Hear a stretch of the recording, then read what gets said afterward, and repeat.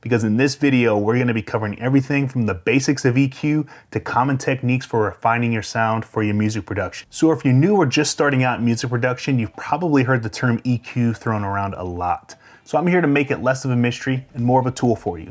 But what exactly is EQ and why is it so important in music production? See, EQ stands for equalization, and it's essentially just a tool that allows you to adjust the balance of different frequencies in your mix or in your track. Think of it as a musical equivalent of a light dimmer switch. You can turn up the volume of specific frequencies, or you can turn down others to create the perfect sound balance.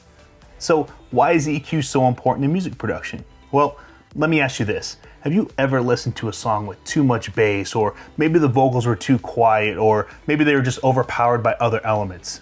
That's where EQ comes in. It allows you to tweak the levels at different frequencies to make sure everything sounds just right. The cool thing is EQ is not only a tool for balancing sounds, but also a tool for shaping them. So are you ready to dive in? Because in this video, we're going to be covering everything from the basics of EQ to common techniques for refining your sound for your music production. So let's get started. So let's start with the basics of EQ. Every EQ consists of multiple frequency bands that you can adjust. These frequency bands are typically represented as knobs or sliders on your EQ software or hardware. There are a few types of EQ filters that you should know about when getting started. The first is the low cut, which is used to remove the low frequency rumble from your mix. You also may hear this referenced as a high pass filter. They're the same thing. You're cutting the lower frequencies at a certain point, or you're letting the higher frequencies come pass through at that point. So low cut, high pass. The second is the high cut, which is used to remove the high frequency hiss from your track or your mix. This can also be referred to as a low pass filter. It is cutting the higher frequencies at a specific point, or it's letting the lower frequencies pass through. So high cut, low pass. The third is a peak, which you'll hear me call a bell curve, which is used to increase or decrease a specific frequency range. In other tutorials, you'll often hear them saying boosting or cutting frequencies. All this means is increasing or decreasing that frequency range. And lastly, the shelving EQ is used to increase or decrease all frequencies above or below a certain point. You'll use this when you want the range adjusted but not fully cut out. There are many different types of EQs, but most will have three main options to manipulate the EQ band: the specific frequency, a dB adjustment, and a Q adjustment. If you want or need to dial in a specific frequency, you can enter it, but you'll most likely be dragging around to a specific frequency because the best tool you have when using EQ is your ears.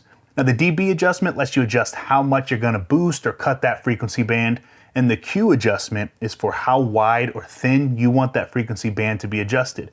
Many graphical EQs like the stock Logic EQ and the Fab filter will allow you to click and drag a frequency band and use the scroll wheel on your mouse to adjust the Q.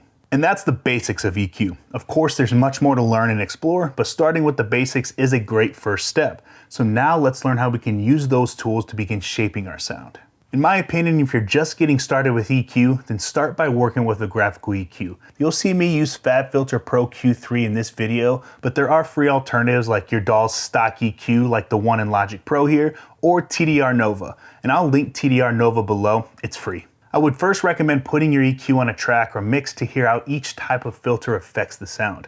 If you're using FabFilter or TDR Nova, you'll be able to solo the bands, which is absolutely monumental in helping you learn EQ. Take a listen.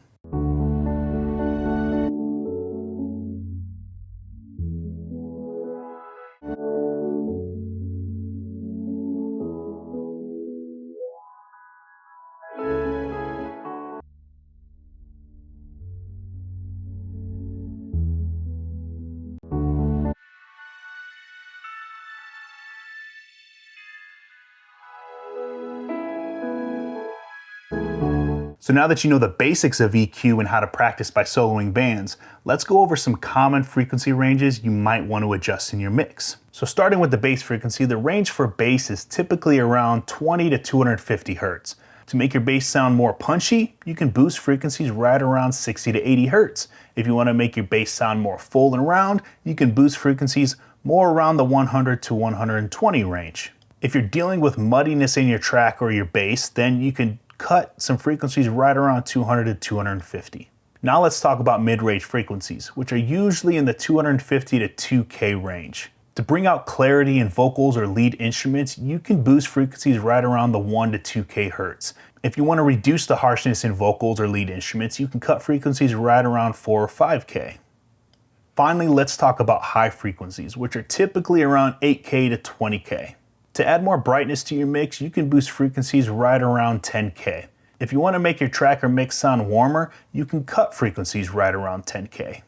If you're dealing with a lot of sibilance in vocals, then you can cut frequencies right around 8K, and you're going to want to use a high Q for that. But remember, these are just rules of thumb and starting points. It's always best to use your ears to make the final decision on what to adjust.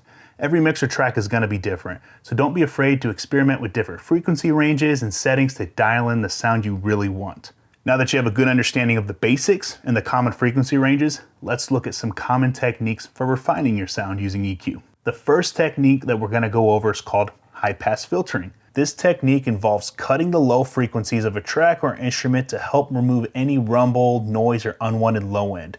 What I'll usually do is solo out the band and listen until I barely hear the frequency coming through.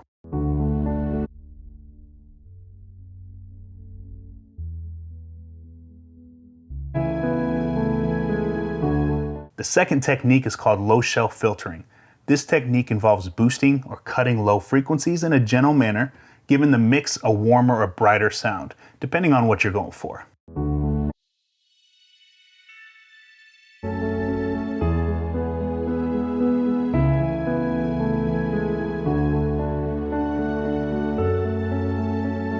The third technique is called mid-range cutting. This technique involves cutting specific frequencies in the mid-range to help reduce any muddiness or harshness in the mix. This is where you can absolutely destroy your track with EQ, so be careful. You'll see many other videos showing you how to sweep your track for harshness. Now, it's a great technique, but in my opinion, you should only use that technique if you're truly hearing something odd. Don't go looking for trouble because you're definitely going to find it. The fourth technique is called peak filtering. This technique involves boosting or cutting specific frequencies in the sound to enhance or reduce certain elements. This is likely where you're going to spend a bulk of your time in EQ. What I'll often do to help a vocal cut through is cut a lead instrument or instrumental track with a very wide or low Q, just where the vocal sits. Just enough to get the vocal to pop through, but I'm not destroying the sound of that track.